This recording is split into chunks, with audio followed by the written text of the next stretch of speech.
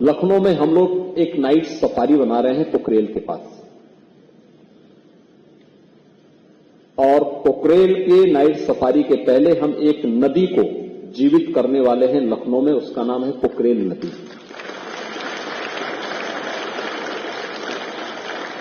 कभी पोखरेल नदी थी जो गोमती की सहायक नदी थी, आदि गंगा, गोमती को आदि गंगा भी कहते हैं।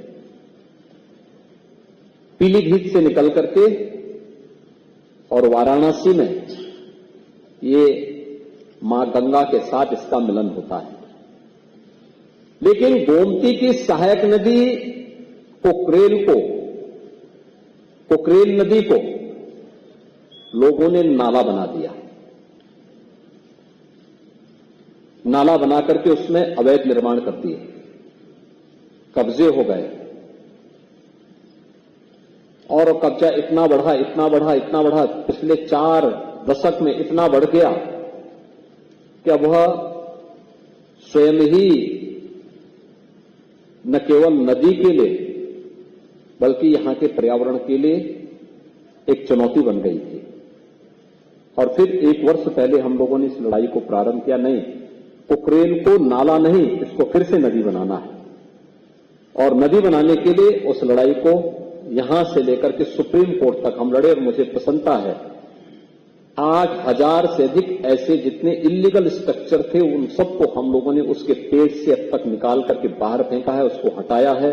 जिनका पुनर्वास होना था उन्हें पुनर्वास भी किया है, जिन्हें दंडित करना था उन्हें दंडित भी किया है। और नदी, आप आश्चर्य करेंगे कि अभी 8000 स्ट्रक्चर हटे हैं, लेकिन इतने स्ट्रक्चर हटने के बाद नदी में पानी के नए स्रोत फूटते हुए दिखाई दे रहे हैं।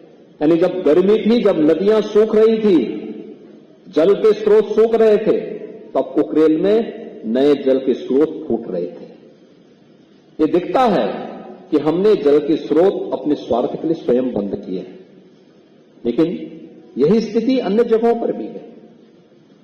हमने कभी भी उस दिशा में प्रयास नहीं किया है, और इको टूरिज्म डेवलपमेंट बोर्ड इस बात के लिए हमें आगाह कर रहा है कि ज्ञानवर्धन के लिए भी, मनोरंजन के लिए भी हम अपनी प्रकृति के इस उपहार का उपयोग करें, लेकिन इसके साथ साथ आने वाली पीढ़ी को एक लंबे समय तक यह उपहार इसी रूप में मनोरंजन और ज्ञानवर्धन के रूप में प्राप्त होता रहे। इसलिए इसके संरक्षण की जिम्मेदारी भी हमारे ऊपर होनी चाहिए, हर पीढ़ी को अपने ऊपर लेनी पड़ेगी।